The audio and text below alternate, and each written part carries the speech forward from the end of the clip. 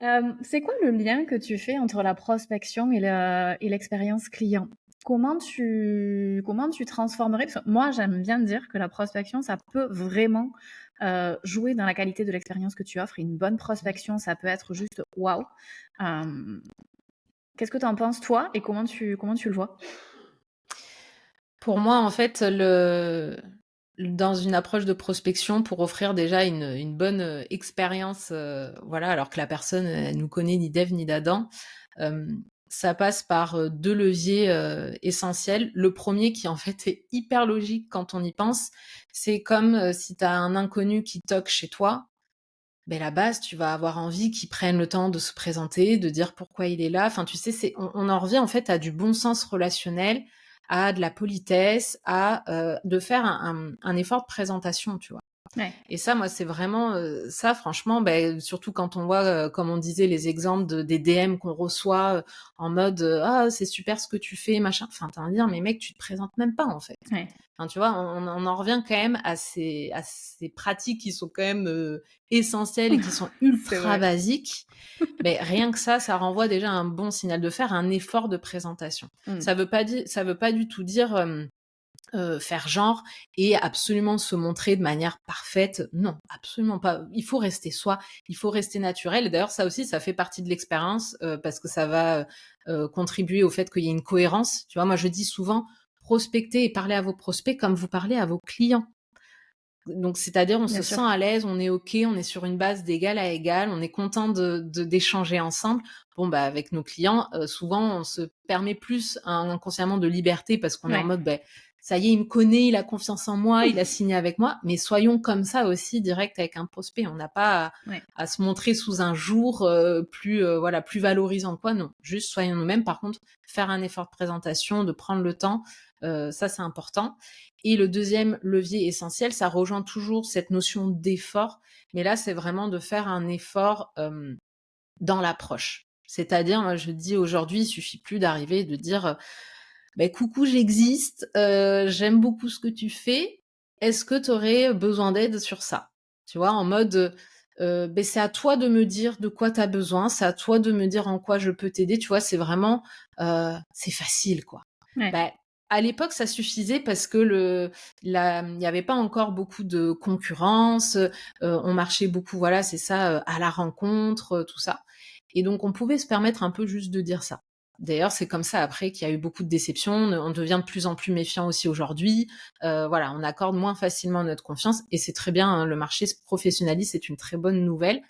Mais c'est pour ça, dès le début, il faut vraiment partir du principe que la personne, elle nous connaît pas, elle nous a rien demandé. Ouais, c'est ça Beh, surtout. f Mmh. voilà, exactement. Faisons un effort au moins de lui montrer qu'on a réfléchi 2 minutes sur son projet, quoi. Tu Ouais et vois? puis tu vois, je rebondis parce que moi je reçois, comme tout le monde, beaucoup, beaucoup, beaucoup de messages de prospection sur LinkedIn, c'est assez horrible et je réponds à très, très, très peu, parce qu'en fait, c'est juste horrible. Les gens, ils arrivent, tu les connais pas, ils te demandent une connexion sans notes, sans rien, bon, c'est OK, mais derrière, quand ils t'envoient un message en te disant: «Salut, je me suis pas du tout intéressée à toi, je sais pas qui tu es», des fois il y a le prénom, mais des fois même pas. «Salut, voilà ce que je fais, moi je suis coach en machin, tiens, je te balance mon offre». Tu envie de dire: Mmh. «Mais est-ce que tu ferais ça dans la vraie vie, en fait, meuf?» Tu vois? Est-ce que quelqu'un que tu croises dans la rue, tu vas lui dire: «Salut, moi je fais ça». OK, très bien et donc? Qu'est-ce que tu me veux? Pourquoi tu m'agresses? Pourquoi tu m'accostes? Complètement. Je t'ai rien demandé, en fait, tu vois? Donc je trouve Ouais, ça de assez, ouf. assez rude. Alors je sais que c'est pas facile, hein, c'est un exercice assez compliqué, mais envoyer ce genre de truc, moi je t'avoue, ça me hérisse le poil parce que reviens à la vraie vie. Oui, on est sur internet, mais en fait, ce que tu ferais pas dans la vraie vie, ne le fais pas, en DM, en fait, ça fonctionne pas. Mmh. Complètement. Ouais, puis il y a un vrai effort de réciprocité, en fait. Mmh. Si, on contacte les gens en faisant un effort vraiment de, à la fois, montrer qu'on s'est intéressé à lui et sincèrement. Là, c'est, vraiment on parle pas de brosser les gens dans le sens du poil. Il faut que ça vienne du cœur, il faut que ça soit sincère. Alors sans en faire des caisses non plus, hein. On oublie tout Évidemment. ce qui est faire la groupie et cetera parce que ça, je le vois aussi et Ouais. voilà et je le dis, je le conseille vraiment avec bienveillance. On est là quand même, on n'est pas là pour faire du copinage, voilà, on parle quand même d'argent, on parle de services, on parle d'offres, donc ça c'est normal. Mais mince, je sais plus ce que je disais. que oui, on montre voilà qu'on s'est vraiment intéressé, et aussi de faire un effort d'en dire plus sur nous. Mais sur nous, c'est pas balancer, comme tu le disais, sa page de vente. En fait, le meilleur moyen de montrer ton expertise, que tu es quelqu'un de confiance, et de me présenter ton travail, c'est de montrer le lien, en fait, les idées qui te sont venues quand tu suis quelqu'un, voilà, de l'analyse que tu as eue, de ah tiens, j'ai vu qu'en ce moment tu étais en pleine préparation de ta formation, du coup c'est vrai qu'en Mmh. regardant un peu ta com, j'ai vu que tu n'avais pas encore sorti de page de vente. Je me suis du coup dit que peut-être Ouais, tu pouvais avoir besoin de renfort en ce moment sur ça. Notamment, j'ai pensé à ça, ça, ça. Voilà, rien que ça, c'est une approche où on se dit la personne, elle a fait un minimum d'efforts. ouais. Elle m'a considéré, on en revient toujours à ce truc de considération. Et par effet de réciprocité, on a envie de lui donner l'heure à cette personne, tu Ah vois. ouais, On a clairement. envie de lui Mmh. dire, OK, elle a pris le temps, moi aussi, je vais au moins prendre le temps de lui répondre et de la remercier pour sa proposition. Après, peu importe qu'on est intéressé ou pas, ça, c'est un autre sujet, finalement. Ouais, ouais, clairement. Et même, tu vois, même sans aller, donc ça c'est la solution idéale, je pense, mais même sans aller jusque-là, tu vois, moi je me dis que si la personne, elle m'avait dit, coucou, je suis machin, je suis coach en truc, est-ce que ça peut t'intéresser que je te parle de mon offre ou est-ce que c'est un sujet qui est pertinent pour toi en ce moment? Tu vois, juste ça, sans me balancer, Oui, me mettre sous le nez ce qu'elle a à me proposer, son prix, son machin, enfin juste on se connaît pas, quoi. Tu vois? oui. Ça, c'est une demande de consentement. Donc ça, Oui, c'est de la considération mm, aussi, et c'est clair que c'est pas du tout la même chose que de dire: «Je te délivre mon truc et puis, s'il te plaît, voilà, intéresse-toi à moi. Moi, je me c'est suis pas ça. du tout intéressée à toi, mais toi, intéresse-toi à moi». Alors qu'effectivement, avec une demande de consentement, là, Mm, c'est hyper, cool aussi, mm, effectivement, sans rentrer dans le détail. Ouais. mm, ouais. OK. Tu parles d'ultra personnalisation dans ta méthode. Concrètement, du coup, c'est quoi pour toi? C'est ça? C'est aller, Ouais, prendre ultra connaissance de la personne? personnalisation, c'est ça. C'est vraiment, aller, analyser, essayer de se mettre à sa place, essayer c'est comme faire un peu un genre de mini audit. Après, je dis l'objectif, effectivement, c'est pas non plus d'y passer des heures et des plombes, hein. Je le mets en opposition un peu avec, la simple personnalisation, où on pourrait se dire: «Ah oui, personnaliser, c'est, mettre le prénom, c'est, dire, voilà, qu'on a bien aimé, tel contenu, et puis boum, après Ouais, je rebascule en mode page de vente et je te déroule mon offre de manière ultra générique comme je pourrais ouais, le faire absolument à tout le monde». Donc l'ultra personnalisation, pour moi, c'est aller vraiment cibler, des prestations, tu vois? On n'est pas obligé de dire, par exemple, admettons, je suis assistante virtuelle, de dire voilà, peut-être qu'en ce moment tu aurais besoin d'aide, voilà les services que je peux te proposer, gestion administrative, communication des réseaux. Bon, plutôt que de dire ça, on va essayer de faire un focus par exemple sur la com, parce qu'on voit que la personne elle est en plein prépa de son lancement, et on va lui cibler deux trois tâches précises, même si on pourrait lui proposer finalement plein d'autres choses, mais on va vraiment aller cibler quelque chose pour être le plus impactant et le plus pertinent possible, et vraiment lui montrer que, encore une fois, on fait une proposition qui est designée pour elle. On est toujours dans cette logique d'effort. Il ne s'agit pas de trouver la meilleure proposition irréfutable, incroyable du monde. Pas du tout. Mais on est vraiment dans cet effort de, voilà, je te balance pas mon flyer, mon catalogue de prestations ou ma page de service. Vraiment, je vais cibler des choses, et pour montrer à la fois aussi mon expertise, et voilà, et donner envie, et encore une fois montrer que on a vraiment pris le temps. En fait, on est vraiment dans cette écologie. Moi, j'aime bien voir ça comme, voilà, cette écologie de la relation, où on n'est pas là pour faire du matraquage de copier-coller, mais vraiment prendre le temps, et s'intéresser sincèrement aux gens. OK. Et qu'est-ce que tu penses, du coup, par rapport à tout ça, de l'automatisation dans la prospection? C'est quoi ton approche là-dessus? Alors, je sais qu'il existe, effectivement, ça commence vraiment à bien démocratiser, à bien, Ouais. se développer aussi avec notamment l'IA, Mmh. d'avoir, je vois beaucoup par, LinkedIn notamment, donc des accompagnements ou des formations qui sortent sur l'automatisation via l'IA. Moi, en soi, alors, je suis personne pour dire, voilà, je c'est bien, c'est pas bien, je suis contre, je suis pour. Je pense que ça peut peut-être marcher dans certains secteurs d'activité. Par exemple, en fait, c'est sûr que moi, avec ma méthode d'ultra personnalisation, c'est adapté pour les offres et les prestations qui ont, un aspect un peu sur mesure, ou un Ouais. aspect vraiment où le prestataire va être partie prenante de l'offre. Mmh mh. Pour tout ce qui est prestations standardisées, typiquement, moi, mon programme en ligne, par exemple, bah là, je Ouais. pourrais difficilement en fait démarcher individuellement les entrepreneurs pour leur vendre mon programme parce que c'est du standardisé. Donc ça va être compliqué de mettre ça en avant. Donc pour certains secteurs d'activité, donc formation en ligne, je sais pas, création de nouveaux lieux, par exemple des espaces de coworking, voilà, tout ce qui est un peu standardisé, je me dis que ça peut être pertinent parce que ça reste une stratégie de visibilité. C'est en mode, ben voilà, j'ai vu que tu faisais ça, enfin donc grâce à l'IA, grâce à l'automatisation, d'avoir un ciblage affiné Ouais. et de dire, ben potentiellement c'est quelque chose, voilà, on vient de sortir ça, ça vient de sortir, on fait découvrir la marque, on fait découvrir l'offre, mais c'est tout là pour moi, c'est comme le flyer que tu distribues dans les boîtes aux lettres et qui a aussi une place, on va dire. Donc OK. je suis pas contre. Moi en tout cas, pour tout ce qui est prestations individuelles, prestations de services et avec des offres un peu mais vraiment personnalisées, je trouve qu'on perd un peu en pertinence et ça va être difficile, surtout qu'en plus on a besoin encore une fois de créer ce lien de confiance. Et Ouais. pour moi, c'est important aussi que côté prestataire, on puisse créer du lien humainement. Et donc ça passe aussi par prendre le temps pour le coup individuellement, quoi. OK. Ce serait presque, qualité du coup versus, quantité, 2 approches qui sont, complètement OK et complémentaires peut-être, non? Oui, bah oui, oui, complètement. On peut le voir comme ça, absolument. Ouais. OK. Est-ce que tu est-ce que tu enseignes ou est-ce que tu as fait ou est-ce que tu as envie de faire des approches un petit peu, différentes pour te démarquer dans ta prospection? Qu'est-ce que tu penses des trucs un peu décalés, un peu chelous des fois aussi? Alors en soi, ça dépend si t'as des exemples précis à me donner, mais globalement, là, je te dis à chose que ça m'évoque. Pour moi, en prospection, tout est possible. Ce qu'il OK. faut, c'est pas le faire, tu sais, dans un objectif de je le fais pour être mieux que les autres, pour être différent des autres, mais je le fais parce que ça me ressemble. Et OK. souvent, quand on fait des trucs qui nous ressemblent, ben, on peut être amené à faire des trucs un peu barrés parce qu'encore une fois, c'est cohérent avec nous, notre univers, et qu'on a envie de s'amuser et que ça match. Là, si c'est ça, c'est OK. Peu importe que ça soit. Parce que ce dont on parle, tu vois, que ça soit dans les formats, des formats vidéo, des formats. Ça me pose aucun souci, mais il faut pas que ça soit fait en se disant si je me démarque pas, si je suis pas originale, ben Ouais. les gens s'intéresseront pas à ce que je proposerai parce que non, pas du tout. On peut avoir des démarches aussi très classiques. Si on personnalise les choses par rapport à l'autre et par rapport à nous, forcément, dans notre manière, ne serait-ce que de nous exprimer, on est unique par Ouais. définition. On est, tu vois, on est nous-mêmes, on insuffle un peu de nous, de nos valeurs, de qui l'on est, etc. Et il n'y a pas besoin non plus des fois de chercher forcément original. Donc je sais pas si c'était ça que tu entendais, si ça Si, répond à ta si. question. Ouais? Complètement, complètement. OK.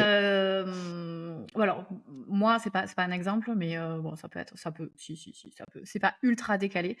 Mais moi, tu vois, typiquement, ça fait plusieurs, mois que j'envisage de relancer des campagnes de prospection, que j'ai toujours pas fait par manque de temps. Mais, tu vois, je me disais typiquement, j'ai envie d'envoyer des cartes postales. Cartes postales avec un petit Mmh. QR code vers un cours, tu vois? Un truc, un cadeau, un truc un peu sympa. Voilà et tu vois, je me disais que ça pouvait être un petit peu différent.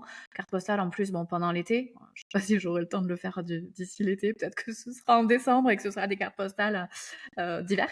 Mais, tu vois, je me dis que ça peut, marquer un petit peu les esprits versus un mail que tu pourrais recevoir dans ta boîte ou un DM LinkedIn.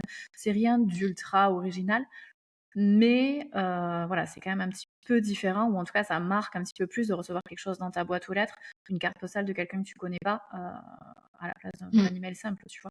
Donc ça, c'est un exemple assez basique, mais j'ai vu passer des idées de choses beaucoup plus barrées avec, des mugs que tu envoies à tes prospects avec des petites phrases, des petites punchlines, tu vois? Des trucs Mmh. un petit peu sympas qu'ils peuvent garder. Ça marque le coup, en fait. Des sachets de thé en disant, «Si tu as envie de prendre un thé avec moi et ben, clique ici», enfin, tu vois? Enfin, clique Ouais. ici, scanne le QR code, que je trouve assez cool et assez original, en fait. Ouais, carrément. Bah, ça, c'est une super idée, mais tu vois, parce que moi, je trouve que c'est cohérent finalement avec qui tu es, avec aussi ton expertise, hein. Oui. Voilà, pour un expert de l'expérience client, c'est aussi normal que tu aies envie justement de peut-être te différencier par rapport à ça ou d'incarner encore plus finalement cette expérience-là. Donc moi, je trouve ça hyper cohérent. C'est des super bonnes idées. Mais encore une fois, c'est ça, faut que ça vienne de soi, il Ouais. faut que ça soit cohérent. En tout cas, faut pas reposer, tu vois, faut pas le faire en se disant ah ben c'est sûr, c'est uniquement grâce à ça qu'en fait je vais réussir à me démarquer parce que c'est pas vrai. Encore une fois, il faut que ça vienne du cœur, il faut qu'il y ait cette cohérence aussi, tu vois. Si tu mets tout le paquet sur ta carte postale, sur ton mug, mais que derrière en fait, Oui, il y a plus je rien. dis n'importe quoi, voilà, il y a plus rien, ta page de vente elle est pas optimisée, ça met pas en confiance, bon ben les gens ils achèteront pas quand même, tu vois. Ouais. Ouais, non, mais Donc c'est comme tout, la prospection, ouais, ça doit venir du cœur et puis ça doit être aligné et puis ça doit être cohérent avec tout ce que tu fais, exactement. quoi. Il y a pas Mais une en bonne tout cas, méthode on de peut faire. s'éclater. On Mmh peut mh. complètement s'éclater et tester des choses aussi, ouais, carrément. OK, trop bien, hyper intéressant. Et si on me dit non, parce qu'il y a beaucoup d'entrepreneurs en vrai alors moi pour le coup j'ai pas peur de ça, je pars du principe que de toute façon au pire, bah, il se passe rien et de toute façon déjà il se passe rien en fait, hein. Si tu le contactes pas, bon, bah, ma foi, il Oui, y a à peu c'est près clair. 0 chance pour qu'il se passe quelque chose.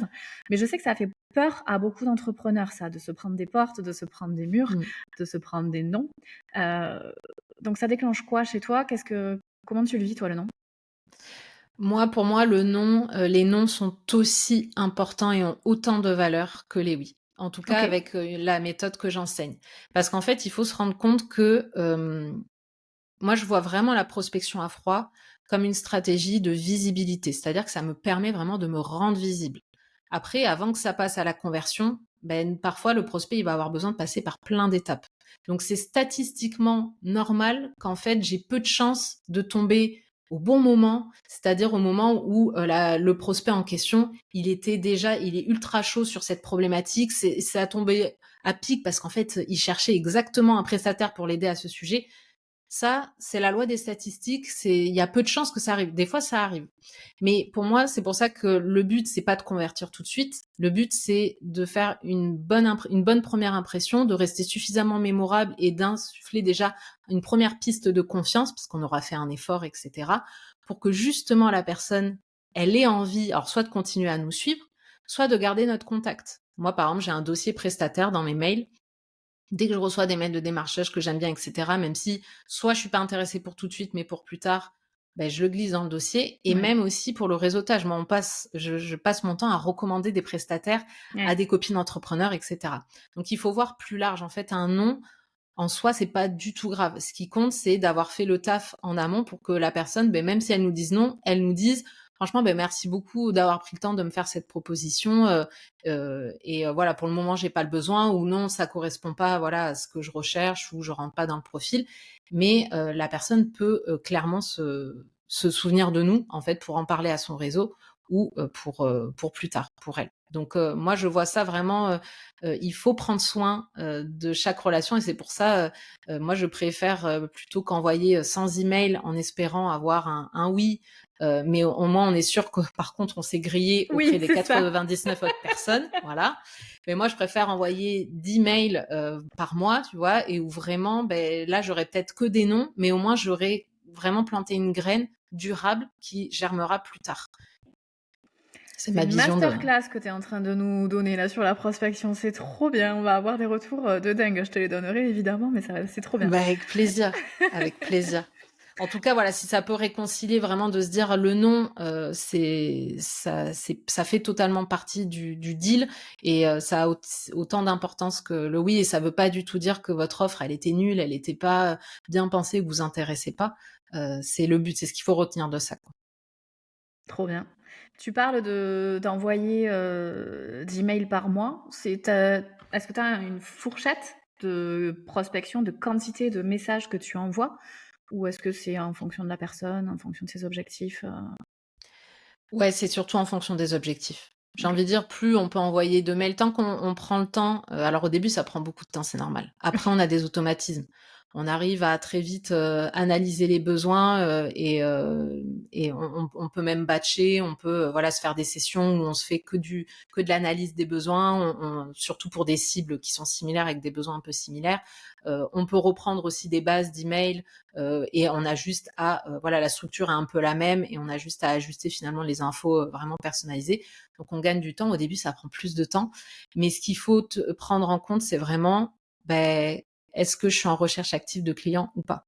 Ouais. forcément, si enfin, moi, j'aime bien dire en général, la répartition du temps, c'est, quand on est full, bah, c'est 60 du temps de travail pour ses clients et 30 qui est un peu pour la com, les stratégies de fond, voilà, qui permettent de continuer d'alimenter, donc ça peut être par la prospection, mais c'est aussi la création de contenu, de faire des partenariats et cetera et aussi la gestion évidemment administrative, Et comptabilité ouais. et compagnie, même si on aimerait que voilà, on n'ait pas à s'en occuper. Donc voilà, c'est un peu cette répartition. Donc sur ce 60 de temps, tant que c'est pas complet, en fait, rempli par des clients, ça doit être pris par des vraies actions de démarchage actives. Enfin, vraiment des vraies stratégies actives. Il n'y a OK. pas que la prospection à froid. Comme je disais, ça peut être de reprendre son CRM. Ben, on reprend tous ses anciens clients, on regarde dans ses DM les échanges avec des prospects qu'on a eus et on peut avoir des vraies démarches aussi proactives avec cette personne-là. Voilà, c'est en fonction des objectifs de chacun. Mais oui, vous devez passer votre temps. Si vous êtes en recherche active de clients, vous devez consacrer du temps, pas à peaufiner encore et encore des templates Instagram, mais vraiment à aller à la rencontre de vos futurs clients, quoi. Ouais. Ouais, et puis comme tu dis, c'est hyper intéressant parce que même quand tu as plus besoin de clients, entre guillemets, on a toujours besoin de nouveaux clients à un moment donné qui vont arriver, c'est cool de maintenir cette stratégie, ce roulement-là, en fait, ce petit flux de prospection ou en tout cas d'acquisition Oui, pour éviter de se retrouver avec un chiffre d'affaires en dents de scie et des moments où tu es dans le jus complet et puis des moments où tu plus rien pendant 6 mois. Bon, c'est compliqué, quoi. Alors que si tu as maintenu le strict minimum, on va dire, même quand on n'a pas besoin, de prise de contact et de ouais, rencontre avec d'autres personnes et de nouvelles connaissances, on va dire, ça peut être cool pour quand on aura besoin, quoi. complètement. Oui, il y a une démarche toute bête de prospection que beaucoup trop d'entrepreneurs ne font pas, c'est la relance de prospects. Ouais. Par exemple, je suis pleine, admettons, jusqu'à septembre. Bon, ben, je peux déjà commencer à mener des actions pour essayer de remplir mon agenda d'octobre, novembre, décembre, simplement en recontactant mes anciens clients ou en recontactant des personnes avec qui j'ai échangé sur Insta, en leur transmettant juste l'info. Ouais. Coucou, je viens aux nouvelles, comment ça va? On avait parlé ou on avait travaillé ensemble sur ça à telle date. Bah, écoute, j'ai des nouvelles dispo qui viennent je suis en train de remplir, voilà, mon agenda pour les projets du dernier trimestre. Si tu as des besoins par rapport à ça et ça, bah, avec grand plaisir pour en discuter ou dis-moi, voilà, si ça t'intéresse. Rien que ça, de transmettre l'info. Là, en plus, on n'a même pas besoin de faire le travail de rassurance, de connaissance, parce que les gens, ils ont confiance en nous. Mais Ouais. juste de transmettre l'info, ça, on sous-estime à quel point ça peut permettre de remplir, oui, de re-signer des nouveaux contrats, quoi. Ouais, grave, grave. Et puis moi, tu vois, j'aime bien dire qu'il vaut mieux toujours prospecter quand t'es pas dans le besoin. Parce que ça se Complètement. sent, en fait. T'es pas dans la même énergie. Quand tu es dans le besoin, le client, il va se dire: «Oh là là, il faut absolument qu'elle signe, elle veut absolument me closer là maintenant». Bon, tu vois, mine de rien, ça se ressent. Et Ouais, c'est je trouve clair. que l'énergie est pas la même. L'énergie est beaucoup plus fluide et beaucoup plus, positive quand, tu es dans une démarche de rencontrer des gens, de proposer, de te montrer, de faire des nouvelles connaissances, plutôt que quand, vraiment tu as le besoin de vendre. Je trouve ça un Ouais. petit peu plus pushy en général, même sans le faire exprès, tu vois? Mais, je trouve que l'énergie est pas la même et que c'est plus difficile du coup. Ouais, totalement et puis même aussi pour soi, en fait, c'est pas Oui. plaisant.